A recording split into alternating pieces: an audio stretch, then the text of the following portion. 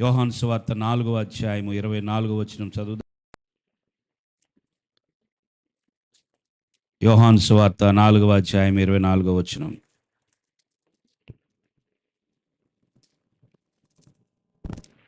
దేవుడు ఆత్మ గనుక ఆయనను ఆరాధించువారు ఆత్మతోను సత్యముతోను ఆరాధింపవలెను. చాలు. దేవునికి స్తోత్రం. దేవుడు ఎవరు అని ఇక్కడ చెప్పబడుతున్నది అంటే దేవుడు ఆత్మ. దేవుడు ఎవరు చెప్పండి? ఆత్మ. దేవుడు ఆత్మయ్య ఉన్నాడు. దేవుడు ఆత్మ గనుక అని వ్రాయబడింది. మీరు ఆరాధించేటప్పుడు ఆత్మతోనూ సత్యముతోనూ ఆరాధించాలి. ఆత్మ లేనివారుగా ఆరాధించకూడదు. సత్యమును ఎరిగి ఆత్మ కలిగిన బిడలుగా ఆరాధించాలి. ఆత్మ ద్వారా నడిపించబడాలి. ఆత్మ ద్వారా ఆరాధన చేయాలి. దేవునికి స్తోత్రం. దేవుని బిడలమైన మనము ఒంటరి వారము కాదు, మనము అనాథలము కాదు, మనకి ఎవరూ లేరు అని అనుకోకూడదు. మనము నమ్మినటువంటి దేవుడు ఆత్మ గనుక ఆయన నిత్యము మనకి ఆత్మస్వరూపిగా ఆయన మనతోనే సహకారిగా ఉన్నాడు. దేవునికి స్తోత్రం. Is a companion. ఆయన ఎవరంటే మనకు సహకారి, మనకి సహచరుడు, మనకి నిత్యము తోడుగా ఉండే దేవుడై ఉన్నాడు ఆయన. చూడండి, పెళ్లి అయిన తర్వాత పెళ్లి చేసుకున్నటువంటి పురుషునికి భార్య సహకారినిగా ఉంటుంది కదా. భార్యకు మరొక పేరేంటి చెప్పండి? సహకారిణి. She's a companion. అలాగే భర్తకు భార్య సహకారి అయితే అలాగే భార్యకు భర్త కూడా సహకారిగానే, కంపానియన్గానే నిత్యము ఒకరికి ఒకరు తోడుగా ఉంటారు. దేవునికి స్తోత్రం. దేవుని నమ్మిన బిడలమైన మనము ఒకటి మర్చిపోకూడదు. మన దేవుడు ఆత్మయ్య ఉన్నాడు. ఆయన నిత్యము మనకి సహకారిగా ఉన్నాడు. ఆయన మనకి తోడుగా ఉన్నాడు. అందుకే ఎప్పుడూ కూడా మనము ఒంటరి వాళ్ళం అనుకోకూడదు. ఎక్కడా కూడా you are not a alone. You are not alone. నీవు నేను ఒంటరి వాళ్ళము కాదు. మనకి నిత్యం చూడండి, నిత్యము నీవు పెళ్లి చేసుకున్న భార్య ఉండకపోవచ్చు, భర్త ఉండకపోవచ్చు, కానీ దేవుడు మాత్రం విడిచిపెట్టడు. దేవునికి స్తోత్రం. దేవుని స్తోత్రం. నీవు నమ్మినటువంటి నీ దేవుడు నీకు సహకారిగా ఉంటాడు. నిత్యము ఆయన కంపానియన్గా ఉంటాడు. ఏ పరిస్థితిలోనైనా నీతోనే ఉంటాడు ఆయన. అటువంటి ఆత్మయున్న దేవునితో నీవు నిత్యము మాట్లాడుచున్నావా? దేవుడు ఆత్మయ్య ఉన్నాడు. ఆ ఆత్మతో నీవు మాట్లాడుచు ఉన్నావా? ఆత్మయ్య దేవునితో నువ్వు మాట్లాడుచు ఉన్నావా? నువ్వు మాట్లాడే విధానాన్ని బట్టి నువ్వు వినేది కూడా ఆధారపడి ఉంటుంది. దేవుని స్తోత్రం. మనము దేవునితో మాట్లాడేటటువంటి విధానాన్ని బట్టి మనము వినుట కూడా జరుగుతుంది. మాట్లాడటం సరిగా రాని వ్యక్తి వినలేడు.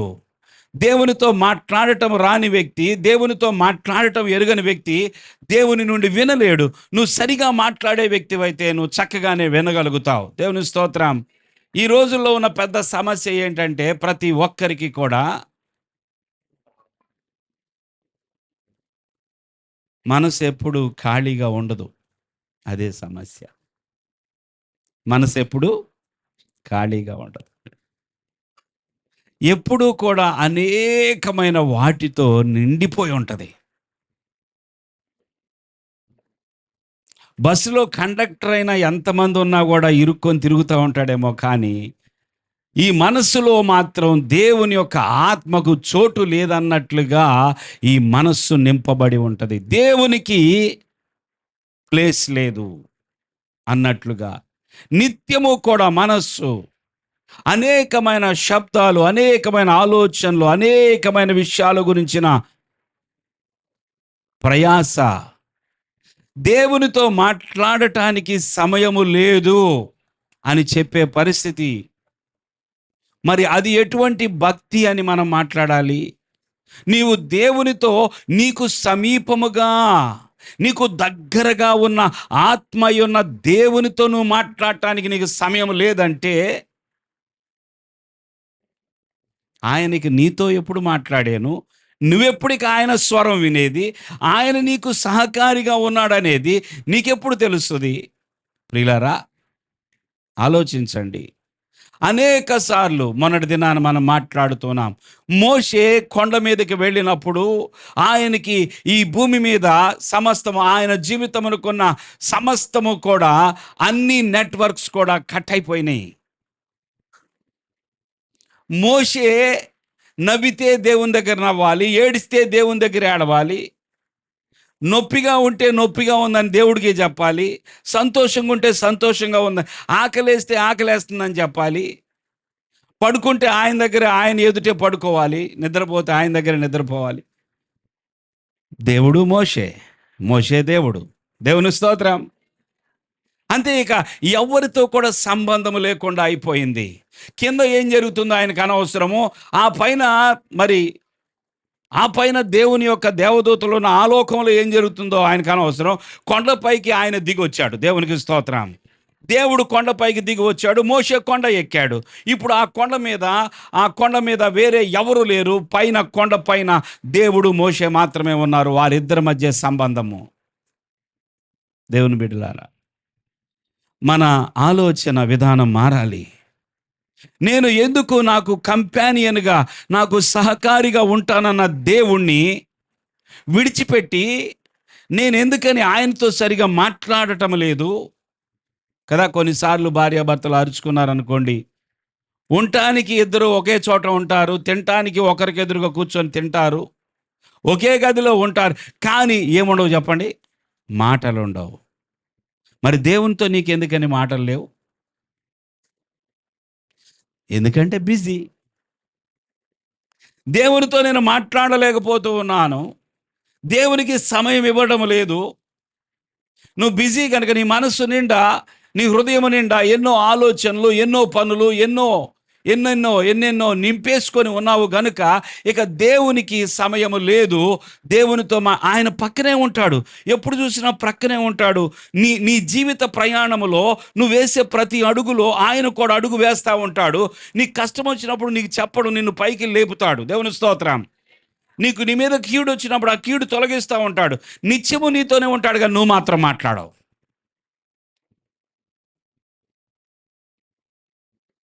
ఆయన నిన్నే వెంబడిస్తూ ఉంటాడు, నీకు సమీపంగానే ఉంటాడు, కానీ ఆయన ఇమ్మానుయేలు దేవుడుగా నీకు తోడుగా ఉంటాడు. ఆయన సదాకాలం నీతో ఉంటానని చెప్పిన మాట చొప్పున ఆయన నీతోనే ఉంటాడు, కానీ నువ్వు మాత్రం ఆయన వైపు చూడవు. ఇది ఎంత ఘోరం కదండి. ఆయనతో కనీసం మనకు అర్థమయ్యే భాషలో గుడ్ మార్నింగ్ చెప్పవు, గుడ్ నైట్ కూడా చెప్పవు, కానీ పొద్దున్నుండి సాయంత్రం వరకు, రాత్రి వరకు నువ్వు నిద్రపోతున్నా ఆయన ఆత్మస్వరూపిగా నీతోనే ఉన్నాడు. నువ్వు రోజంతా మాట్లాడకపోయినా ఆయన నీతోనే ఉంటున్నాడు.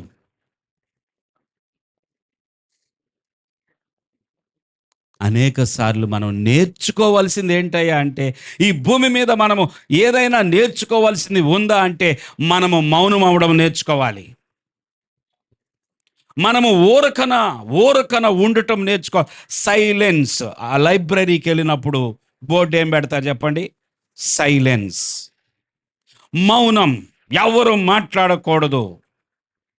మౌనంగా నువ్వేం ధ్యానిస్తావో ధ్యానించుకో అన్నట్లుగా మనము నేర్చుకోవాల్సింది ఏమిటి అంటే దేవుని దగ్గర సైలెంట్గా కూర్చోవడం నేర్చుకోవాలి. మొట్టమొదట మనం అది కూడా చేయము.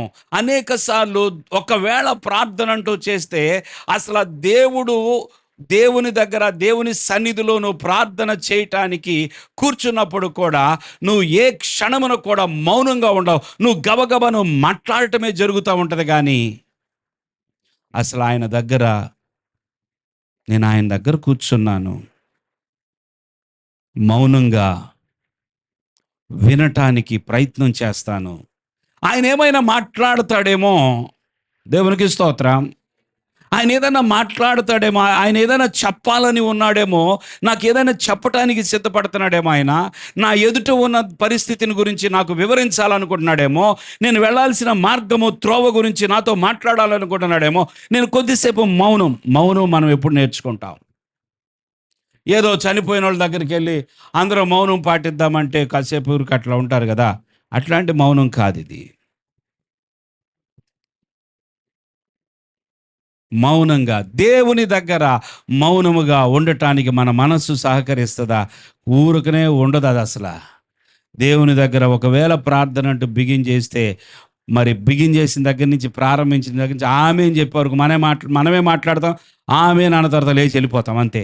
ఇక ఆయన చెప్పుకోవడానికి ఏమీ లేదు. ఆయన దగ్గర మౌనముగా, క్వైట్గా, సైలెంట్గా, నెమ్మదిగా, ఏమీ ఆలోచించకుండా, ప్రభువా నువ్వు ఏదైనా మాట్లాడితే బాగుండు, నీ మాట కోసం నేను ఎంతగానో ఎదురు చూస్తున్నా.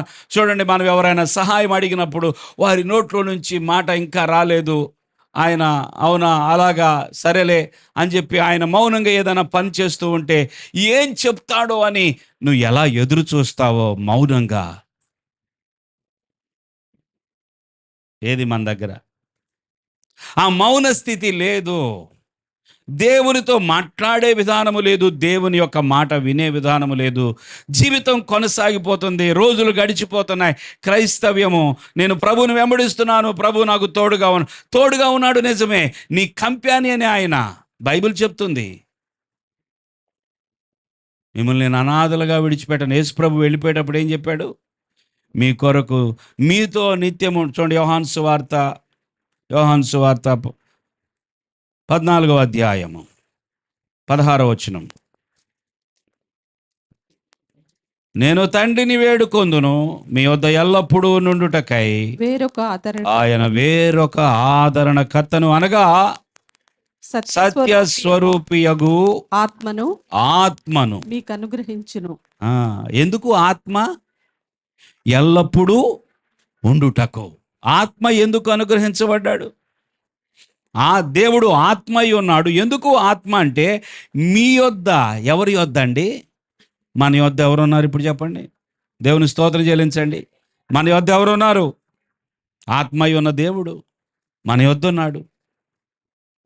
పొద్దున ఉన్నాడా ఆయన? మధ్యాహ్నం ఉన్నాడా? ఇప్పుడు ఉన్నాడా? ఈ మందిరంలోకి వచ్చినాక ఇక్కడ ఆత్మ అయిన దేవుడు నీ యొద్ద ఉన్నాడా? మీ యొద్ద ఎల్లప్పుడూ ఉండుటకు, మీ యొద్ద ఎల్లప్పుడూ ఉండుటకు. నేను వెళ్ళిపోతున్నానని బాధపడొద్దు, అది ప్రభు చెప్పింది. లోకము ఆయనను చూడదు, లోకానికి తెలియదంట ఆత్మ గురించి, లోకస్తులకు తెలియదంట ఆత్మ గురించి. దేవుని నమ్మిన నీకు మాత్రమే, ప్రభుని వెంబడిస్తున్న నీకు మాత్రమే తెలుసు ఆత్మ ఉన్నాడని. దేవునికి స్తోత్రం చెల్లిద్దామా? లోకం ఆయన చూడదు, ఆయన ఎరుగదు కనుక ఆయన పొందనేరదు. పొందుకోవడం కూడా అందరికీ కుదరదు, అది డబ్బులు ఇస్తే కూడా కుదరదు, అది రికమెండేషన్స్ కుదరవు. దేవుని ఆత్మ ఎవరి దగ్గరికి పడితే వాళ్ళ దగ్గరికి రాడు. ఎవరో చెప్తే, ఎవరో రికమెండ్ చేస్తే ఆత్మ రాడు.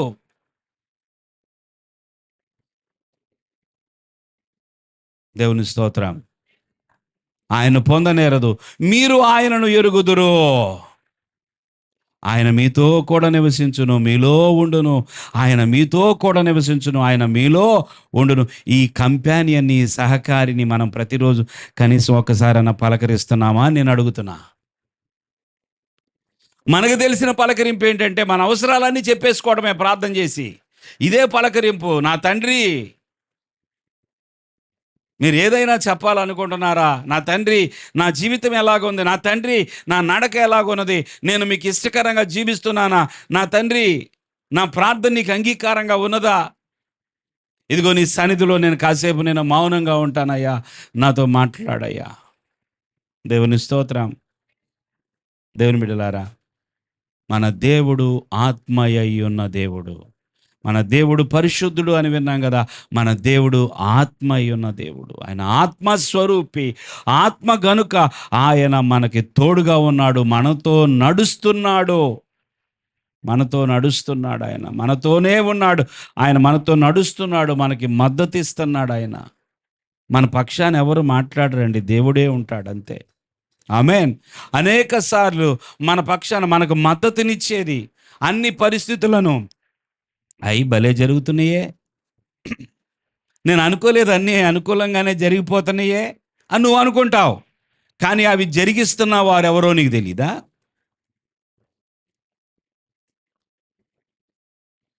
అన్నీ బాగానే జరిగిపోతున్నాయి. ఏదైనా జరగనప్పుడు మాత్రం దేవుడు ఏం చేస్తున్నాడు అనే ప్రశ్న వచ్చింది. అన్నీ సజావుగా చక్కగా జరిగిపోతున్నప్పుడు అసలు ఎవరున్నారు నీకు తోడుగా? నీ సహకారి ఎవరో అది నీకు గుర్తురాదు. కానీ ఎక్కడన్నా బెడిసి కొట్టింది అనుకోండి, అప్పుడు అవును నేను ప్రార్థనకి వెళ్తున్నాను కదా, ఏంటి దేవుడు నన్ను, అప్పుడా దేవుడు గుర్తొచ్చేది. అందుకే కొన్నిసార్లు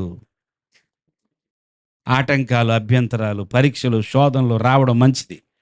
అప్పుడు కరెక్ట్గా ఉంటాం. ప్రియులారా, ఆయన తోడుగా ఉన్నాడు, ఆయనకి మనకు మద్దతునిస్తున్నాడు, ఆయన మన జీవితంలో మనకి భాగస్వామిగా ఉన్నాడు. దేవుని స్తోత్రం చెల్లిద్దాం. ఎవరండి మన భాగస్వామి? దేవుడే. Is our partner. ఆయన మన ఈ జీవితాన్ని జీవించాలి అంటే మనము ఒక్కరిగా జీవించలేము, మన వల్ల కాదు. నీ జీవితాన్ని నువ్వు జీవించలేవు, నీ కుటుంబాన్ని నువ్వు నడిపించుకోలేవు, నీకు పార్ట్నర్ కావాలా. నువ్వు చదివే చదువు నువ్వు ఒక్కదానివే చదవలేవు, నువ్వు చేసే వ్యాపారం నువ్వు ఒక్కడవే చేయలేవు, నీ ఉద్యోగం నువ్వు చేయలేవు. ఎవరు కావాలి నీకు? పార్ట్నర్ కావాలా, భాగస్వామి కావాలా. నీతో పాటు నడుస్తూ నీకు సహాయం చేసే ఆ భాగస్వామి ఉంటేనే నీ జీవితం ముందుకు వెళ్తుంది. దేవునికి స్తోత్రం. దేవుని బిడ్డలారా, దేవుడు ఆత్మ అయి ఉన్నాడు. ఆయన నిత్యము మనకు తోడుగా ఉండాలని, మనకి జ్ఞానం ఇచ్చి మనల్ని ముందుకు నడిపించాలని, మనకి మరి దేవుని గురించిన జ్ఞానాన్ని బోధించాలని ఆత్మ ఎంతగానో ప్రయాసపడుతున్నాడు. ప్రతి దినము ఆత్మ చేస్తున్న పని ఏంటో తెలుసా? ఎలాగైనా సరే మనల్ని క్రీస్తు వలె మార్చాలి. దేవుని స్తోత్రం చెల్లించండి. ఎలాగైనా సరే మనల్ని క్రీస్తు వలె మార్చాలా, ఆయన స్వారూప్యములోనికి మనం మార్చాలా, ఆయన గురించిన జ్ఞానం మనకు అనుగ్రహించాలా. ఇదే పనిలో ఉన్నాడు ఆయన. ఆత్మ పని చేయటానికి నిత్యము మనతో ఉన్నాడు, మనలో ఉన్నాడు. దేవునికి స్తోత్రం. అయితే మనం మాత్రం ఆయనకు సమయం ఇనప్పుడు ఆయన ఏమీ చేయలేడు.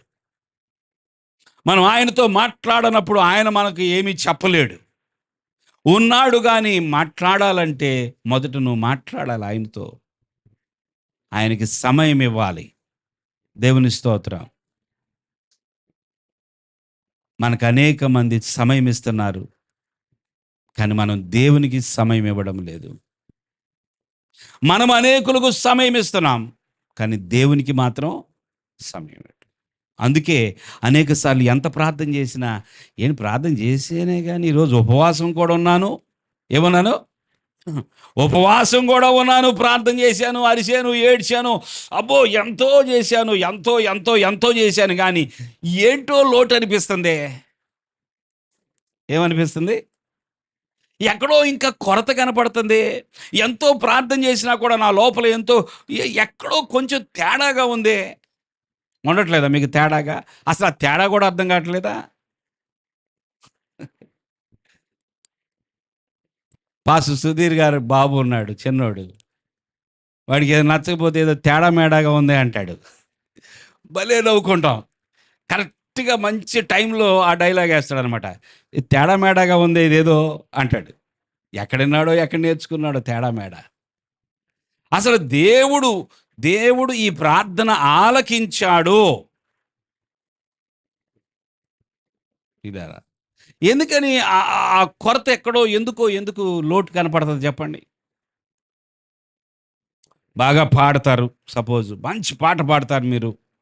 ఆ పాడినప్పుడు మంచి ఉద్రేకంతో, భావోద్రేకంతో మంచి దేవుని సన్నిధిని అనుభవిస్తూ పాడతారు. వెళ్ళి కూర్చున్న తర్వాత కొన్నిసార్లు అనిపిస్తుంది, పాట పాడాను కానీ నాకు ఇంకా ఏదో లోటుగా ఉన్నదే. ఎందుకు అలా జరుగుతుంది? ప్రియులారా, మనము అనుదినము ఆ పరిశుద్ధాత్మ స్వరము విననప్పుడు, ప్రతి సమయమందు ఆయన నుండి విననప్పుడు, నడిపించబడనప్పుడు, ఆయన ద్వారా నడిపించబడినప్పుడు ఎంత చేసినా చేశాను అన్నట్టే ఉంటుంది, కానీ లోటు కనపడుతుంది మళ్ళా. గమనించండి, జీవము లేని ప్రార్థనలు ఆయన అంగీకరించడు. జీవము లేని విశ్వాసము లేకుండా నువ్వు పాడిన పాటలు అంగీకరించడు. విశ్వాసము లేకుండా చేసిన ప్రార్థనలు అంగీకరించబడవు. జీవం లేని మాటలు 100 మాట్లాడవచ్చు, కానీ ఆ మాటల్లో జీవం లేనప్పుడు అది అంగీకరించబడదు. మన యొక్క అనుదినము అలవాటుగా చేసే ప్రార్థనలు ఆయన అంగీకరించడు. ఆయన దగ్గరికి వెళ్ళవు. అలవాటు అయిపోయింది. అలవాటుగా చేస్తున్నావు కానీ నిమగ్నమై చేయట్లేదు కదా. అలవాటుగా చేసే ప్రార్థనలు చెప్పండి, తెలుసు మనం అందరం డైలీ అవి కూడా ఉంటాయి. కొన్నిసార్లు నిజంగా ఆత్మతో ప్రార్థన చేస్తాము, మనసుతో ప్రార్థన చేస్తాము, కానీ అలవాటుగా చేసే ప్రార్థనలు ఏంటో చెప్పండి. గబక్కనే చెప్పాలి ఎవరో ఒకళ్ళు. ప్రభా స్తోత్రమై ఆశీర్వదించు, మంచి ఆరోగ్యమే యేసునామములో ఆమేన్. అలవాటుగా చేసే ప్రార్థనలు, కనీసం ఇక నేను ప్రార్థన చేస్తున్నాననే మైండ్ ఉండదు అక్కడ. ఆటోమేటిక్గా నోట్లో నుంచి మాటలు వచ్చేస్తాయి, కానీ కనెక్షన్ ఉండదు దేవునితో. చేయిపోయినా పర్లా అలాగా. జీవము లేని పాటలు, జీవము లేని మాటలు, విశ్వాసము లేని ప్రార్థనలు, అలవాటుగా చేసే ప్రార్థనలు దేవుడు వింటాడని అనుకోవద్దు దయచేసి. నీవు రోజు చేసే ప్రార్థన అయినా కూడా నువ్వు మనస్సు పెట్టి చేయాలా, హృదయపూర్వకంగా. తండ్రి, పొద్దున ప్రార్థన చేశానుగా టిఫిన్ దగ్గర, మధ్యాహ్నము భోజనం దగ్గర కూడా చాలా హృదయపూర్వకంగా నిజమైనటువంటి మరి విశ్వాసముతోనే చేయాలా. ఏముంది ప్రభా స్తోత్రం, ఇదిగో దీవించిన ఆయన, నేను ఆకలితో ఉన్నాను ప్రభువా. చాలామంది సేవకులు అంటూ ఉంటారు కదా, స్తోత్రం నాకు ఆత్రం అని చేయాలంట ప్రార్థన, నవ్వుకోవడానికి. ప్రభువా నీకు స్తోత్రమయ్యా, నాకు ఆత్రమయ్యా అని చెప్పి ఆమె అని చెప్పి తినేస్తారంట. అలవాటు ప్రార్థనలు, అలవాటు. పడుకోబోయే ముందు గవకిన పడుకున్నాం అనుకోండి, అరే రేపు ప్రార్థన చేయకూడదు, ప్రభు నీ స్తోత్రం కాపాడాయి, రాత్రి అంతా కాపాడు, పిచ్చి కలలు రానివ్వక. ఏం ప్రార్థనలు! దేవునితో మాట్లాడే మాటలేనా ఇవి? నీకు పార్ట్నర్గా, నీకు కంపానియన్గా ఉంటున్న నీ దేవుడు ఆయన సర్వశక్తిమంతుడు, ఆయన పరిశుద్ధుడు, ఆయన ఆత్మయ్య ఉన్న దేవుడు. అటువంటి దేవుని దగ్గర నీవు ఎలాగా ప్రవర్తిస్తున్నావు? అందుకే నీ ప్రవర్తన జాగ్రత్త. ఆత్మయ్య ఉన్న దేవుడు మనకి తోడుగా ఉన్నాడు. దేవుని స్తోత్రం. ఆయన సమస్తాన్ని ఆయన గమనిస్తున్నాడు, ఆయన అన్నిటినీ చూస్తూ ఉన్నాడు. ఆత్మ లేకపోతే అసలు భూమి మీద ఏ మనిషికి రక్షణే లేదు. అసలు దేవుడు తన ఆత్మను పంపించింది ఎందుకో తెలుసా? ప్రభు తన రక్షణ కార్యం జరిగించి ఆయన ఉన్నంతలో అనేకులను రక్షణ వైపుకి నడిపించాడు. ఆయన వెళ్ళిపోయిన తర్వాత ఆత్మ వచ్చి ఉండకపోతే ఈరోజు నీవు నేను రక్షింపబడిన బిడ్డలం కాదు. ఆత్మ లేకుండా రక్షణ ఎలా జరిగింది? దేవుని యొక్క ఆత్మ మన లోపల పని చేయకపోతే, దేవుని యొక్క ఆత్మ మనలను ఒప్పింప చేయకపోతే నీవు నేను రక్షింపబడము. అది ఆత్మకార్యం. చూడండి, ఒక వాక్యం చదువుదాం. యోహాను సువార్త నుండి 16వ అధ్యాయము, యోహాను సువార్త 16వ అధ్యాయము 5వ వచనం నుండి చదువుదాం. ఇప్పుడు నన్ను పంపుని వాని వద్దకు వెళ్ళుచున్నాను. నీవు ఎక్కడికి వెళ్ళుచున్నావని మీలో ఎవడునూ నన్ను అడుగుట లేదు గాని నేను ఈ సంగతులు మీతో చెప్పినందున మీ హృదయమును దుఃఖముతో నిండి ఉన్నది. ఏది వెళ్ళుచున్నానని చెప్పినందుకు దుఃఖం అంట మనకి. అసలు ఎక్కడికి వెళ్తున్నావా అని అడిగేవాళ్ళు లేరంట. చదువుదాం కిందకి. అయితే నేను మీతో సత్యం చెప్పుచున్నాను. నేను వెళ్ళిపోవటం వలన మీకు ప్రయోజనకరము. నేను వెళ్ళని ఎడల ఆదరణకర్త మీ యొద్దకు రాడు. యేసయ్య ఏదో చెప్తున్నాడు మనకి ఇక్కడ. నేను వచ్చాను, నేను చేయాల్సిన పని చేశాను, ముగించాను, ఇక నేను వెళ్ళాలి. నేను వెళితే మీకు ప్రయోజనం, మీకు లాభం ఉంది. నేను వెళ్ళాలా? అయ్యా వెళ్ళొద్దయ్యా, నువ్వు ఇక్కడే ఉండాలా, ఎప్పటికీ ఇక్కడే ఉండాలా? కాదు, నేను వెళ్ళాలా. నేను వెళితే ఈ భూమి మీద అనేకులకు ప్రయోజనం ఉన్నది. ఎందుకంటే నేను వెళితేనే కానీ ఆయన రాడు. దేవుని స్తోత్రం. కుమారుడుగా వచ్చిన నేను వెళ్ళాలి. అప్పుడు పరిశుద్ధాత్మగా ఆదరణకర్తగా ఆయన వస్తాడు. ఆయన వచ్చి పని చేయాలంటే నేను వెళ్ళాలి. చూడండి, యేసు ప్రభు బాప్తీసం తీసుకునే సమయం అందు పరిశుద్ధాత్మ దేవుడు ఆ ప్రభు మీదకి పరిశుద్ధాత్మ వలె వచ్చాడు. దేవుని స్తోత్రం. పరలోకము నుండి తండ్రి అయిన దేవుడు మాట్లాడుతున్నాడు, ఇదిగో నా ప్రియ కుమారుడు, ఇతని యందు నేను ఆనందిస్తున్నాను, ఈయన మాట మీరు వినండి. దేవుని స్తోత్రం. అక్కడ ఎవరెవరు కనిపించారు చెప్పండి? ఇప్పుడు తండ్రి కనిపించాడు, కుమారుడు ఉన్నాడు, ఇంకెవరున్నారు? ఆత్మ. ఇప్పుడు యేసయ్య ఏం చెప్తున్నాడు? నేను ఈ భూమి మీద నుంచి వెళ్ళాలా, వచ్చిన పని ముగించేశాను, నేనేం చేయాలా? వినాలి వినాలి దేవుని బిడ్డలారా, నేను వెళ్ళాలి. నేను వెళితేనే కానీ ఆయన రాడు. ఆదరణకర్త అంట ఆయన. ఏ కర్త అండి? Is a comforter. ఆయన రావాలి. అప్పుడు మీకు ప్రయోజనం ఏంటయ్యా? ప్రయోజనం నాకు ఆ పరిశుద్ధాత్మ ఇంతవరకు కనబడలేదయ్యా. ఆత్మ ఎట్ట కనపడతాడు? నువ్వు ఆత్మ నేత్రాలతో చూస్తే ఆత్మ నీకు అర్థమవుతాడు. దేవునికి స్తోత్రం. ఏంటయ్యా ప్రయోజనం అంటారా? ఆయన వచ్చి పాపమును గూర్చియు నీతిని గూర్చియు తీర్పును గూర్చియు లోకమును ఒప్పుకొన చేయును. ఎవరండి మనసులో మార్పును తీసుకొస్తుంది? ఎవరు లోపల పనిచేస్తుంది? ఎవరు మనసులోకి దూరిపోయి పనిచేస్తుంది? ఎవరు హృదయ అంతరంగాల్లో పనిచేస్తుంది? ఎవరు? ఉన్నట్టుండి ఒక వ్యక్తి నిన్న మొన్నటి దాకా యేసు ప్రభుని తిట్టినవాడు, దూషించిన వాడు కూడా ఉన్నట్టుండి సడన్గా యేసు క్రీస్తు నా దేవుడు నా ప్రభు అని సాక్ష్యం ఇస్తున్నాడు. ఇదేంటి? ఎవరండి మార్చేశారు ఆయన్ని? ఎవరు మార్చేస్తున్నారు? పాస్టర్ గారులా? ఆత్మ చేస్తున్న పని. దేవుడు ఆత్మ అయి ఉన్నాడు. ఆత్మ అయి ఉన్న దేవుడు ఏం చేస్తున్నాడంటే లోకమును, అనగా లోకములో ఉన్న మనుష్యులను ఏం చేస్తున్నాడు చెప్పండి? పాపమును గూర్చియో, తీర్పును గూర్చియో, నీతిని గూర్చియో ఏం చేస్తున్నాడంట? ఒప్పింపజేస్తున్నాడు. ఏమనుకుంటున్నావు? నువ్వు పాపివి. చెప్పే కదా నా స్టోరీ రాత్రి. నువ్వు పాపివని నీ కళ్ళు తెరవబడలేదు. ఇంతకుముందు ఎవరైనా పొరపాటున అయ్యా మన అందరం పాపులమని బైబిల్ చెప్తుందంటే నోరు మూసుకోవయ్యా, నువ్వు పాపివై ఉంటావు, నేను పాపిని కాదు అనుకుంటారు.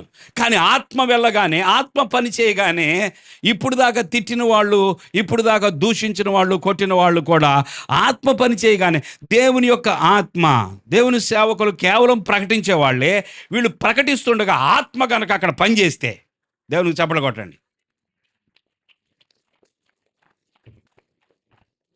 ఈ ప్రకటించే ప్రకటన, ఈ సత్య సువార్తను ప్రకటిస్తూ ఉండగా ఆత్మ గనక అక్కడ పనిచేస్తే, పరిశుద్ధాత్ముడు గనక వచ్చి ఎవరు లోపలికైనా వెళ్ళి పని చేస్తే వాళ్ళు ఆటోమేటిక్గా ఏడవడం ప్రారంభిస్తారు. అప్పుడు దాకా లేదు, ఎక్కడ కూర్చున్నా ఎక్కడ విన్నా ఆత్మ వెళ్ళి వాళ్ళ మనసులోకి వెళ్ళి వాళ్ళని పాపులుగా ఒప్పింప చేస్తే వాళ్ళు వచ్చేస్తారు. ఒకరోజు వాళ్ళు సాక్ష్యం ఇస్తారు, నేను పాపిని, నా పాపాలన్నీ యేసయ్యా క్షమించాడంటారు. దేవునికి స్తోత్రం. ఎవరండి వీళ్ళని మారుస్తుంది? ఆత్మ. ఒక మనిషిని పాపి అని ఒప్పింపజేస్తుంది. ఒక మనిషి నీతిగా జీవించాలని పాపమును గూర్చియో, నీతిని గూర్చియో, తీర్పును గూర్చియో ఒప్పింపజేస్తుంది ఆత్మ. నీతిగా బ్రతకాలని ఒక మనిషిని నిలబెడుతుంది, ఒక మనిషిని మారుస్తుంది. ఎవరంటే ఆత్మ. ఆత్మ.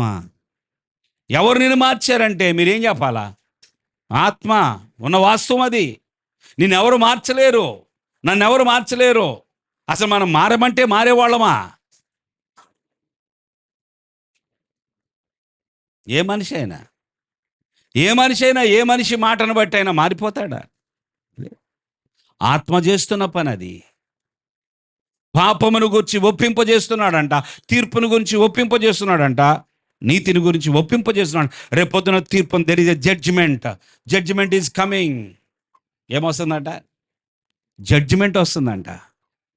దేవుని యొక్క తీర్పు వస్తున్నది అని ఒప్పింప చేస్తున్నది ఆత్మ. దేవునికి స్తోత్రం.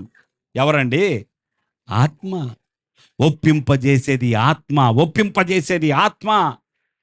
గనుక ప్రియులారా, పరిశుద్ధ ఆత్మ దేవుడు లేకపోతే మనకు ప్రయోజనమే లేదు. పరిశుద్ధాత్ముడు లేకపోతే మనకు ప్రయోజనం లేదు. చూడండి ఇక్కడ ఆత్మ వచ్చినప్పుడు ఆదరణకర్త ఏం చేస్తాడు? ఒప్పింపజేస్తాడు. తర్వాత తెస్సలోనికీయులకు రాసిన 2వ పత్రిక 2వ అధ్యాయం, తెస్సలోనికీయులకు రాసిన 2వ పత్రిక 2వ అధ్యాయం 13వ వచనం. ప్రభువు వలన ప్రేమింపబడిన సహోదరులారా, ఆత్మ మిమ్మును పరిశుద్ధపరచుట వలనను మీరు సత్యమును నమ్ముట వలనను రక్షణ పొందుటకు దేవుడు ఆది నుండి మిమ్మును ఏర్పరచుకొనేను గనుక మేము మిమ్మును బట్టి ఎల్లప్పుడూ దేవునికి కృతజ్ఞతాస్తుతులు చెల్లింపబద్దులమై ఉన్నాము. గమనించండి, ఇక్కడ ప్రభు వలన ప్రేమింపబడిన సహోదరులారా, ఆత్మ ఎవరంట?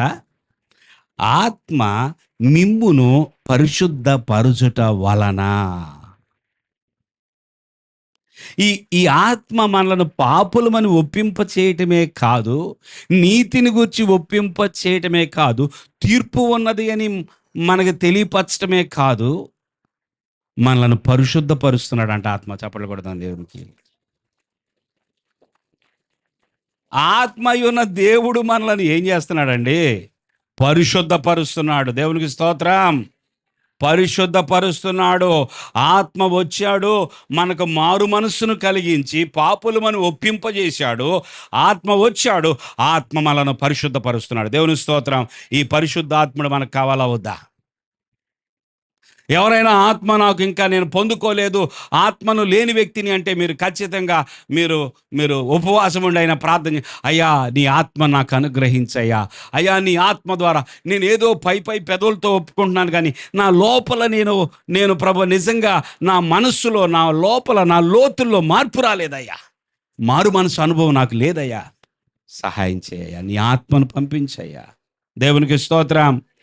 ఇది ఆత్మ పరిచర్య, ఆత్మ చేయుచున్న పరిచర్య చేస్తున్న కాలం ఇది ఆత్మయుగం. హల్లెలూయా. ఈ కృపా కాలములో పని చేస్తుంది ఎవరయ్యా అంటే, ఈ కృపా కాలములో దేవుని యొక్క పనిని ముందుకు తీసుకుని వెళ్తుంది ఎవరయ్యా అంటే పరిశుద్ధాత్మ దేవుడు నడిపిస్తున్నాడు. హల్లెలూయా, హల్లెలూయా. ప్రియులారా, అందుకే యేసు ప్రభు అంటున్నాడు, ఆయన రాకపోతే మీకు ప్రయోజనమే లేదు. మొట్టమొదటిది గుర్తించండి, పరిశుద్ధాత్ముడు రావడం వలననే మనము రక్షణ పొందుకొని ఉన్నాము. పరిశుద్ధాత్మను బట్టియే మనము పరిశుద్ధపరచబడుతున్నాము. దేవునికి స్తోత్రం. రెండో మాట గమనించినట్లయితే, పరిశుద్ధాత్మ వలన మనము ఫలాన్ని పొందుకుంటున్నాం. చూడండి, యోహాను సువార్త 14వ అధ్యాయంలో కొన్ని మాటలు ఉన్నాయి. ఆ తర్వాత గలతీ కూడా చదువుదాం. 14వ అధ్యాయం యోహాను సువార్త 26 నుండి చూస్తే 26, 27. ఆదరణకర్త అనగా తండ్రి నామమున పంపబోవు పరిశుద్ధాత్మ సమస్తమును మీకు బోధించి నేను మీతో చెప్పిన సంగతులన్నిటినీ మీకు జ్ఞాపకము చేయును. శాంతి మీకు అనుగ్రహించి వెళ్ళుచున్నాను. శాంతి మీకు అనుగ్రహించి వెళ్ళుచున్నాను. నా శాంతినే మీకు అనుగ్రహించుచున్నాను. నా శాంతినే మీకు అనుగ్రహించున్నాను. లోకం ఇచ్చినట్టుగా నేను మీకు అనుగ్రహించుట లేదు. మీ హృదయములను కలవరపడనీయకుడి, వెరవనీయకుడి. చాలు. ఈ 2 వచనాల్లో గమనించినట్లయితే ఆదరణకర్త ఏం చేస్తున్నాడంట? తండ్రి నామమున పంపబోవు పరిశుద్ధాత్మ సమస్తమును మీకు బోధించి నేను మీతో చెప్పిన సంగతులన్నిటినీ మీకు జ్ఞాపకము చేయను. అందరూ జ్ఞాపకము చేయను అనండి. మరలా ఎవరు జ్ఞాపకం చేసేది? పరిశుద్ధాత్మ ఏం జ్ఞాపకం చేస్తాడు? ఏమి జ్ఞాపకం చేస్తాడు ఆయన? ప్రభు చెప్పిన బోధలన్నిటినీ, ప్రభు చెప్పిన విషయాలను, ప్రభు చెప్పిన సంగతులను, ప్రభు ఇచ్చిన వాగ్దానములను ఎవరండి జ్ఞాపకం చేసేది? పరిశుద్ధాత్మ. ఎప్పుడు మన జీవితంలో వాగ్దానం నెరవేర్చబడదు తెలుసా? పరిశుద్ధాత్ముడు జ్ఞాపకం చేయాలి. చూడండి, రాత్రి అంతా చదివాను, పొద్దున్నే ఎగ్జామ్కి వెళ్ళాను, ఏమీ జ్ఞాపకం రాల. విన్నారా? రాత్రి అంతా చదివి పొద్దున్నే ఎగ్జామ్కి వెళ్తే ఏమీ జ్ఞాపకం రాలేదంటారు పిల్లలు. ఏం చేయాలి? అరే నువ్వు చదివావా చదవలేదా? నిజం చెప్పు. చదివితే అసలు జ్ఞాపకం రాకుండా ఎలా ఉంటాయి? చాలామందికి ఇదో సమస్య. వయసు బాగా పెరిగిన తర్వాత ఈ మధ్య మన దేశంలో కూడా బాగా ఎక్కువైపోతుంది మతి మరుపు. ఏంటది? ఏసునామములో అది మనకు రాకుండా ఉండునుగాక. ఎవరో నిన్న కూడా నాతో మాట్లాడుతున్నారు, ఎవరో చెప్తున్నారు, ఇప్పుడు నేను నీతో మాట్లాడుతున్నాను కదా, మధ్యలో వచ్చి నన్ను ఎవరన్నా కదిలించి చిన్న ఏదన్నా చిన్న మాట అడిగి పక్కకి వెళ్ళిపోయిన తర్వాత ఇమీడియట్గా ఏది ఒక అర నిమిషంలో నేను నీతో ఏం మాట్లాడుతాను నాకు గుర్తుండట్లేదు అంటున్నాడు. ఇది సమస్య కదా. మతి మరుపు, మర్చిపోవడం, ఏం చేసామో ఏం చెప్పామో మర్చిపోతున్నాం. ఇప్పుడేగా చెప్పావు వస్తానని, నేను ఎప్పుడు చెప్పాను? ఇప్పుడేగా చెప్పావు భోజనం చేశానని చెప్పాను నేను. ఇక వాళ్ళతో ఉంటుందండి రోజులు. ఇంట్లో ఒకళ్ళ కనుక అట్లాంటి వాళ్ళు బయలుదేరితే ఇక ఏమైందో చూడండి పరిస్థితి. ఇక రోజు ఆ తల తీసుకెళ్ళి, బాగున్న వాళ్ళ తల తీసుకెళ్ళి, ఎందుకంటే వాళ్ళు అప్పుడే చెప్తారు నేను ఎప్పుడు చెప్పాను అంటారు. ఏం చేస్తారు మీరు? ఇంకా ప్రాబ్లము ఇక్కడ లోపల మర్చిపోయిన పరిస్థితి, మతిమరుపు వచ్చేసింది. ఇంకేమంటారు దాన్ని? ఏమంటారు? ఒక మాట అంటారు, అది అల్జిమర్స్. చూసారా? ఇది ఒక రోగం ఉందని విన్నారు ఎవరన్నా? కొంతమందికి అని తెలుసా? అల్జిమర్స్. ఒక వయసు రాగానే అసలు అన్నీ మర్చిపోతున్నారు. మన తెనాల్లో కూడా అప్పుడు చాలా కాలం అయిందిలేండి. ఆమె చెప్తుంది, ఒక సహోదరి, ఆమె వెళ్ళి ఆ భర్త ఎదురుగా నిలబడితే నువ్వెవరు అంటాడంట ఆయన. ఇంకా ఆమె పరిస్థితి ఏంటి?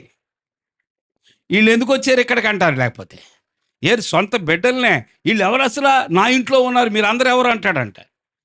ఏం చేయాలా? మనిషి శుభ్రంగా చాలా బాగున్నాడు, కానీ ఆ రోగం వచ్చేసింది. పరిశుద్ధాత్మ దేవుడు ఏం చేస్తున్నాడో తెలుసా? ప్రభు చెప్పిన సంగతులను మనకి జ్ఞాపకం చేస్తాడు. మర్చిపోతారా? నేను మీకు చెప్పలేదా నేను 3వ దినాన తిరిగి లేగస్తానని? ఎవరు అంటున్నారు? దూతలు అంటున్నారు, శిష్యులు. సజీవుడైన వానిని మృతుల్లో వెదుగుచున్నారా? ఆయన చెప్పిన మాట మీరు జ్ఞాపకం ఉంచుకోలేదా? అనేక సార్లు నేను బైబిల్ చదువుతున్నాను, వాక్యం వింటున్నాను, కానీ వెంటనే మర్చిపోతున్నాను. ఏం చెప్పారో ఇప్పుడు నేను ఏం చెప్పానో అడిగితే మీరు అందరూ చెప్పాలా టకమని. అవునా? మీరు చెప్పట్లేదంటే ఏంటి దాని అర్థం? నేను ఏం వింటున్నానో అది నేను వెంటనే చెప్పలేకపోతున్నానంటే పరిశుద్ధాత్ముడే సహాయం చేయాలి మీకు.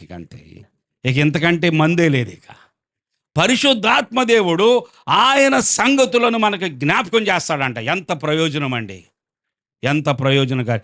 ఆ పరిశుద్ధాత్మ దేవుడు మనకు ఆ జ్ఞాపక శక్తి చూడండి. అనేక సార్లు మనకి ఏ సమయానికి ఏ వాగ్దానము జ్ఞాపకం వస్తుందో దాన్ని బట్టి మన జీవితం ముందుకెళ్తుంది.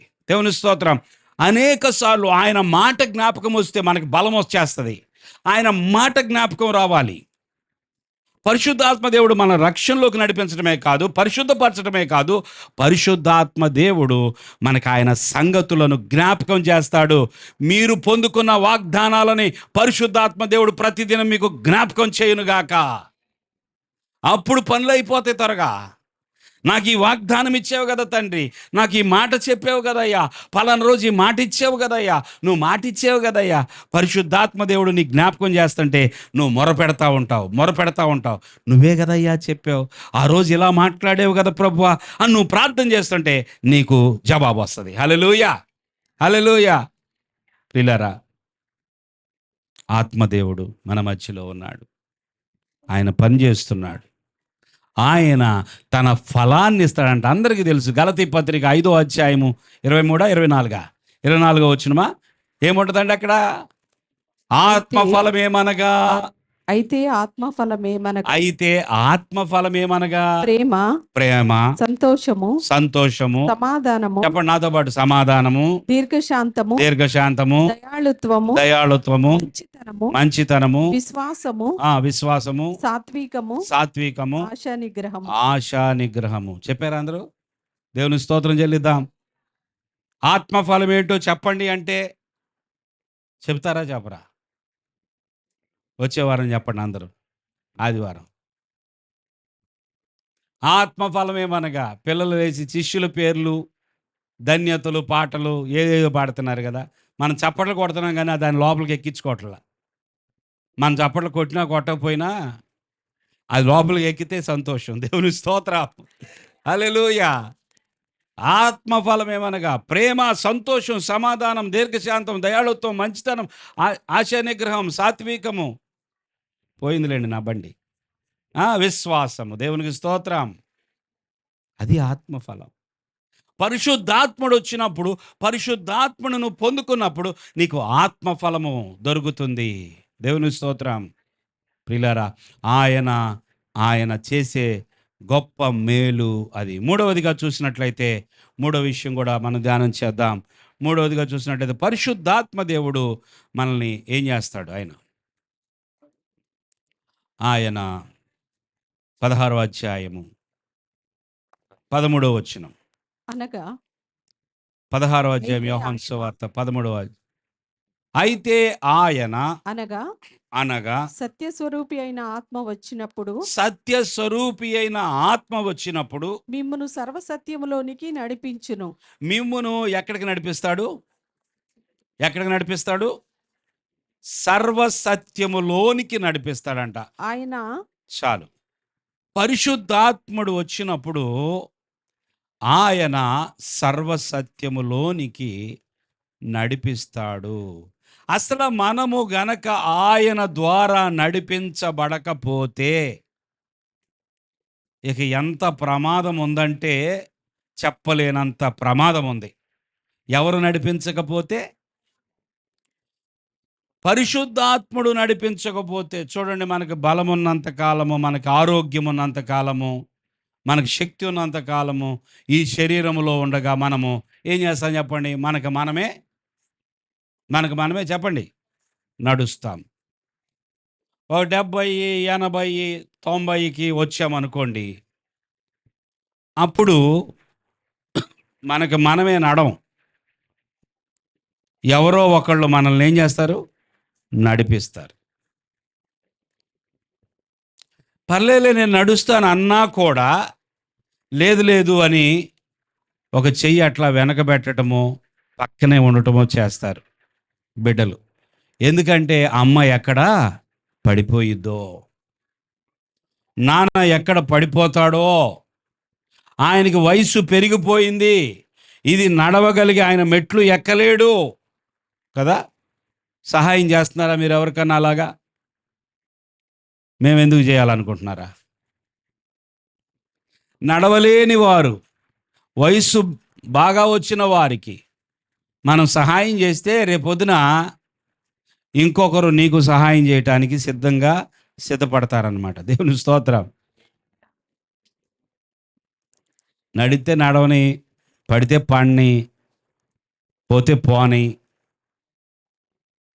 అది కాదు కదా. నడిపించటం. ఎవరినైనా రోడ్డు దాటిస్తూ ఉంటే మనం వాళ్ళని చూసి నేనైతే గాడ్ బ్లెస్ యూ అనుకుంటా. అవకాశం దొరికితే రోడ్డు దాటలేని వాళ్ళు పెద్దలు, పొద్దున ఒక పాస్టర్ గారు నేను కాఫీ తాగుతున్నాం. మేము చక్కగా ఎదురెదురుగా కూర్చొని తాగుతూ ఉన్నాం. ఒక ఆయన వణుకుతా వస్తున్నాడు లోపలికి. ఆయన్ని ఇంకొక ఆమె తీసుకొస్తుంది. మేము అనుకున్నాం ఆమె కూతురో లేదా మనవరాలో ఎవరోలే అయి ఉంటుందిలే అనుకుంటే ఆమె హోటల్ ఆమె తీసుకొస్తుంది ఆయన్ని. తీసుకొచ్చిన తర్వాత నా ఎదురుగా ఉన్న ఆ పాస్టర్ గారిని ఇట్ అంటున్నాడు. ఆయన లెగు అంటున్నాడు. మేము కాఫీ అప్పుడే పెట్టుకొని ఉన్నాం, ఈరెట్టి లెగమంటున్నాడు అని అర్థమైంది మాకు. ఆ వెనకాల ఉన్న అటు కూర్చోమని అంటే అటు లోపలికి వెళ్ళలేడు ఆయన పెద్ద వయసు. ఏమనుకోకుండా మీరు కొంచెం ఆ కుర్చీ ఇస్తారా అంటే అదే సంగతి అని చెప్పి గబక్కన ఆ పాస్టర్ గారు గబక్కన లేచి వచ్చి నా పక్కన కూర్చున్నారు. ఆయన ఆయన కూడా కాఫీయే తాగినట్టున్నాడు. ఆయన ఏం తిండి కూడా తాగేసేసి అయిపోగానే చెయ్యి ఎత్తున్నాడు మాకు, పట్టుకొని అంటే మళ్ళీ ఈయన లేపుకెళ్ళి బయటికి తీసుకెళ్ళాలి. మరి ఆ బయట నుంచి ఎవరు తీసుకెళ్తారో మాకు తెలియదు. ఈయన ఇప్పుడు ఈ హోటల్కి వచ్చి ఈ కాఫీ తాగపోతే ఏమైంది ఈయన వణుక్కుంటా వచ్చి ఇప్పుడు లోపలికి వచ్చి కాఫీ తాగి మళ్ళీ ఈయన ఇక్కడి నుంచి ఇక్కడికి ఒకళ్ళు తీసుకెళ్ళాము, అక్కడి నుంచి ఎవరు తీసుకెళ్తారు, అసలు ఈయన ఇల్లు ఎక్కడా అని చెప్పి మేము మా సబ్జెక్ట్లో పడి అది వదిలేసాం. కానీ ఆయన ఎక్కడి నుంచి వస్తున్నాడు, ఎవరైనా అంత నడవలేని స్థితిలో వచ్చి హోటల్కి వచ్చి. సో అప్పుడు పాస్టర్ గారు ఏం చేశారంటే, అమ్మ మళ్ళీ ఒకసారి రా, అయిపోయింది, కాఫీ తాగేసాడు, పెద్ద ఆయన తీసుకెళ్ళని చెప్పి ఆమె కేకేస్తే ఆ అమ్మాయి వచ్చి తీసుకుపోయింది. నడిపించేవారు కావాలి. ఒక వయసు వచ్చిన తర్వాత సహాయం చేసేవాళ్ళు కావాలి. నీవుగా నీ చేత్తో అన్నము నీ నోట్లో పెట్టుకోలేనప్పుడు నీకు అన్నం పెట్టేవాళ్ళు, నీకు చెయ్యి అందించేవాళ్ళు కావాలా వద్దా? అలాగే ఈ జీవితంలో ఈ భూమి మీద మనము దేవుని బిడ్డలుగా బ్రతకాలంటే, దేవుని కోసం ముందుకు వెళ్ళాలంటే, మనము నిజమైన క్రైస్తవులుగా మనం జీవించాలంటే మనల్ని నడిపించే వాళ్ళు కావాలి. అది ఎవరో కాదు, పరిశుద్ధాత్మదేవుడు. చెప్పండి మరొకసారి. నడిపించేవాడు ఉన్నాడు. హల్లెలూయా. నడిపిస్తాడు ఆయన. పాట ఉంది కదా, నడిపిస్తాడు నా దేవుడు శ్రమలోనైనా నన్ను విడువడు. మనల్ని విడిచిపెట్టేవాడు కాదు, మనల్ని మర్చిపోయేవాడు కాదు. యేసయ్య మనల్ని మర్చిపోలేదు, విడిచిపెట్టలేదు. ఆయన పరిశుద్ధాత్మను పంపించాడు. ఆయన వెళ్ళిపోయాడు, కానీ ఆత్మ, మన దేవుడు ఆత్మ అయి ఉన్నాడు. దేవుని స్తోత్రం. ఆ ఆత్మ గనక మనలో లేకపోతే, రోమపత్రిక 8:9 ప్రకారము ఆ ఆత్మ, ఆ పరిశుద్ధాత్ముడు గనక మనలో లేకపోతే మనం అసలు దేవుని బిడ్డలమే కాదు. నా మాట అది, నా మాటేనా? దేవుని ఆత్మ మీలో నివసించి ఉన్న ఎడల మీరు ఆత్మ స్వభావము గలవారే గాని శరీర స్వభావం గలవారు కారు. ఎవడైనను క్రీస్తు ఆత్మ లేనివాడైతే, చూడండి, ఎవరైనా సరే ఆత్మను గనక పొందుకోకపోతే, క్రీస్తు ఆత్మ లేని వాడైతే వాడు ఆయన వాడు కాడు. ఇంకా కిందకు వచ్చినప్పుడు 14వ వచనంలో, దేవుని ఆత్మ చేత ఎందరూ నడిపించబడుదురో వారందరూ దేవుని కుమారులై ఉందురు. పరిశుద్ధాత్మ దేవుడు ఎందుకు వచ్చాడయ్యా అంటే, మనల్ని సర్వ సత్యములోనికి చెప్పాలి, నడిపించడానికి. ఎక్కడికి నడిపించడానికి? సర్వసత్యంలోకి నడిపించడానికి. ఎక్కడ పడకుండా, ఎక్కడ జారిపోకుండా, ఎక్కడ కుడి ఎడమలకు వెళ్ళిపోకుండా సర్వసత్యంలోకి నడిపించడానికి పరిశుద్ధాత్మ దేవుడు ఉన్నాడు. ఆయన సహాయం చేస్తున్నాడు. ఆయన ద్వారా గనక మనం నడిపించబడకపోతే మనం దేవుని కుమారులమే, దేవుని బిడ్డలమే కాదు. ఆయన ఆత్మ లేకపోతే అసలు మనం దేవుని వారమే కాదు. మెడలో సిలువ ఉందిగా, తలకాయ కేసి కొట్టుకోవటమే అది. ఇంకా సిలువ బొమ్మ ఉంటే మనం దేవుని బిడ్డలమా? ఇంకేదైనా గుర్తులు పెట్టుకొని నేను దేవుని బిడ్డని అని అనుకుంటే ఎలాగా? అసలు నా ఆత్మ లేనివాడు నావాడు కాదు అన్నాడు ఆయన. నీకు సిలువ ఉంది, గొలుసు ఉంది, అన్నీ ఉన్నాయి, తెల్ల షర్టు ఉంది, బైబిల్ కూడా ఉంది చేతిలో, కానీ లోపల ఎవరు లేరు. ఆత్మ లేకపోతే నువ్వెవరవి? అంతే కదా దేవుని బిడ్డలారా. అందుకని మనము ఆత్మ కలిగిన బిడ్డలంగా జీవించాలి. దేవుని స్తోత్రం. దేవుని ఆత్మను పొందుకున్న వారంగా, దేవుని ఆత్మ ద్వారా నడిపించబడే వారంగా ఈ భూమి మీద దేవుని పరిశుద్ధాత్ముడు చేస్తున్న మేలులు ఎన్ని మేలులో! ఆత్మను పొందుకోవాలి, ఆత్మ ఫలము కలిగి ఉండాలి. ఇక 4వ విషయంకి వస్తే, మనము దేవుని కొరకు ఏదైనా ప్రయోజనకరంగా ఉండాలా అంటే, చూడండి, ఇప్పుడు వరకు ఏం చెప్పాను? రక్షింపబడుతున్నాం, పరిశుద్ధపరచబడుతున్నాం, తర్వాత ఆత్మ ఫలాన్ని పొందుకుంటున్నాం. ప్రేమ లేని వారు, ఇప్పుడు మనలో ప్రేమ ఉంది, దీర్ఘశాంతం ఉంది, దయాళత్వం ఉంది, అంత బాగానే ఉంది. ఇక తర్వాత ఆత్మ ద్వారా సర్వసత్యంలోకి నడిపించబడుతున్నాం. ఇక తర్వాతకు వస్తే పరిశుద్ధ ఆత్మ ద్వారా మనం దేవునికి పరిచర్య చేయగలం. దేవుని స్తోత్రం. కొరింథీయులకు రాసిన మొదటి పత్రిక 12వ అధ్యాయము, కొరింథీయులకు రాసిన మొదటి పత్రిక 12వ అధ్యాయము, మొదటి కొరింథీ మొదటి పత్రిక 12వ అధ్యాయము 4వ వచనం నుండి. కృపావరములు నానా విధములుగా ఉన్నవి. కృపావరములు అంట. ఇందాకేమో ఫలము గురించి చదివాం కదా. పరిశుద్ధాత్ముడు ఉంటే ఫలం ఉండాలి, అదే ఒక రుజువు. దేవుని స్తోత్రం. కొన్నిసార్లు వరం ఉంటుంది, కానీ వరము నేను చెప్పాను కదా మత్తయి సువార్తలో, అయ్యా దయ్యాలు వెళ్ళగొట్టాం, అద్భుత కార్యాలు చేశాం, అది చేసాం ఇది చేసాం, మీరెవరో నాకు తెలియదండి. పెద్ద సమస్య అది. ఇప్పుడు మనం దేని గురించి మాట్లాడుతున్నాం? వరం గురించి మాట్లాడుతున్నాం. ఫలము లేకుండా వరం ఉంటే పరలోకం వెళ్తామా? వరము లేకపోయినా ఫలం ఉంటే పరలోకం వెళ్తామా? ఆలోచించండి. ఆలోచించి ఒక నిర్ణయానికి రండి. దేవుని స్తోత్రం. చదవండి అక్కడ. కృపావరములు నానా విధములుగా ఉన్నవి, నానా విధములుగా ఉన్నవి, ఆత్మ ఒక్కడే. ఆత్మ ఒక్కడే. మరియు పరిచర్యలు నానా విధములుగా ఉన్నవి గాని ఆ ప్రభువు ఒక్కడే. ప్రభు ఒక్కడే. నానా విధములైన కార్యములు కలవగాని అందరిలోనూ అన్నిటినీ జరిగించు దేవుడు ఒక్కడే. దేవుడు ఒక్కడే. అయినను అందరి ప్రయోజనము కొరకు. దేవునికి స్తోత్రం. మన ప్రయోజనం కోసం దేవుడు ఆత్మను పంపించాడు. ఇప్పుడు అందరి ప్రయోజనం కోసం ఆత్మ మనలో ఉండి అందరి తోటి వారికి కూడా మనం సహాయం చేయటానికి మన లోపలికి వచ్చిన ఆత్మ ఏం చేస్తాడంట? అందరి ప్రయోజనం కొరకు ప్రతివానికి ఆత్మ ప్రత్యక్షత అనుగ్రహింపబడుచున్నది. ఎలాగనగా ఒకనికి ఆత్మ మూలముగా బుద్ధి వాక్యమును. ఆగండి. ఆత్మ ఏమనుగ్రహిస్తున్నాడు? ఒకరికి ఏమిస్తున్నాడంట?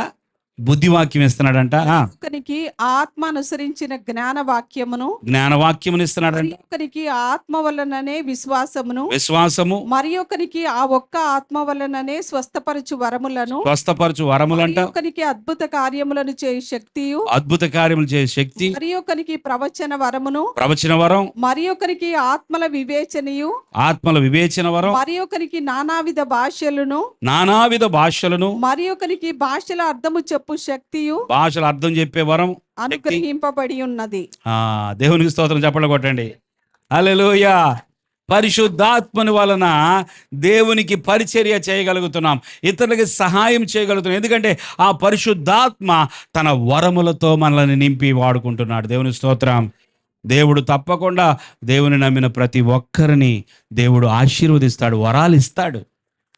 నీలో ఎన్ని వరాలు ఉన్నాయో, నాలో ఎన్ని వరాలు ఉన్నాయో అవి దేవుని మహిమ కొరకు వాడబడాలని, సంఘము కొరకు, సంఘ క్షేమాభివృద్ధి కోసము దేవుడు ఏమిస్తున్నాడండి? వరాలు ఇస్తున్నాడు. అందుకే ఆత్మ దిగి వచ్చాడు. దేవునికి స్తోత్రం. ఫలమునిచ్చాడు, మన జీవితాన్ని స్థిరపరిచాడు. అలాగే వరమునిచ్చాడు, ఆయన సేవ జరిగించాలని. వరాన్ని అడ్డబెట్టుకొని మనం ఏదేదో అతిశయపడి మన వరాన్ని అడ్డబెట్టుకొని ఏదేదో దేవునికి అయిష్టమైన పనులు చేయటం కాదు, కానీ ఆ వరము దేవుని మహిమ కొరకు. హల్లెలూయా. ప్రతి వరము దేవుని యొక్క సంఘ క్షేమాభివృద్ధి కొరకు వాడాలనేది దేవుని ఉద్దేశం. పరిశుద్ధాత్మ దేవుడు నీకు ఇచ్చిన వరాలను గుర్తించి దేవుని పని కోసం వాడాలి. హల్లెలూయా. వరముల గురించే మాట్లాడినప్పుడు వాటి గురించి పూర్తి వివరంగా మాట్లాడుకుందాం. చూడండి, ఇక 5వదిగా వస్తే మనము మరొక వాక్యం చూద్దాం. రోమీయులకు రాసిన పత్రిక 8వ అధ్యాయము 9వ వచనం నుండి. దేవుని ఆత్మ మీలో నివసించి ఉన్న ఎడల, ఆత్మ స్వభావం గలవారే గాని శరీర స్వభావం గలవారు కాదు. మీ ప్రవర్తన అంతా మారిపోయినట్లే, మీ స్వభావం మారిపోయినట్లే ఆత్మ ఉన్నప్పుడు మీరు శారీరకంగా ప్రవర్తించరు అనేది మనకు అర్థమవుతుంది. చదువుదాం ఇంకా. ఎవడైనను క్రీస్తు ఆత్మ లేని వాడైతే వాడు ఆయన వాడు కాడు. క్రీస్తు మీలోనున్న ఎడల మీ శరీరము పాప విషయమై మృతమైనది గాని మీ ఆత్మ నీతి విషయమై జీవము కలిగి ఉన్నది.